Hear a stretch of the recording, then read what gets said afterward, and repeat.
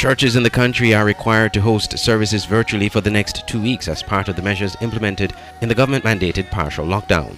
The two leading faith-based associations in St. Kitts have pledged full cooperation with the government as it rolls out more stringent protective actions to flatten the curve of the second wave of COVID-19. Reverend Canon Dwayne Cassius spoke on behalf of the St. Kitts Christian Council and the St. Kitts Evangelical Association at Saturday's National Emergency Operations Center NEOC COVID-19 briefing. He said the church would do its part in its national effort. Any nation, any country, no matter the differences that make up our nation, nevertheless, we believe that we all share that common goal.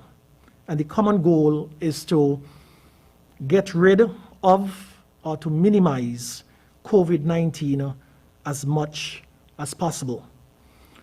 For us as a church, we have done our part.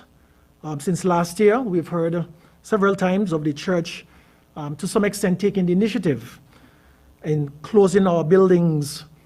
And I want to emphasize and say here that closing of buildings is not the closing of church. And for all who profess and claim to be Christians, I believe we should understand this. We have heard and we have said again and again, the church is not the building. And so if we truly believe that the church is the people of God, then the truth is the church has never been closed. And so I want to encourage all of us as Christians, as believers, to truly look deep within ourselves. Remember the faith that we hold and that we proclaim.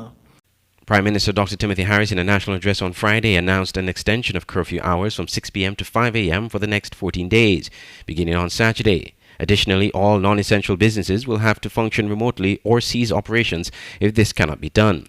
Special considerations will be considered by the Commissioner of Police. Dr. Harris also announced that no street vending will be permitted, restaurants will cease in-person dining but can offer takeaway options, while mass events are not permitted. The latter affects the hosting of church services over the next 2 weeks in the first instance. Congregational services are not permitted, thereby minimizing the spread of the virus. Andre Huey, SKN Newsline.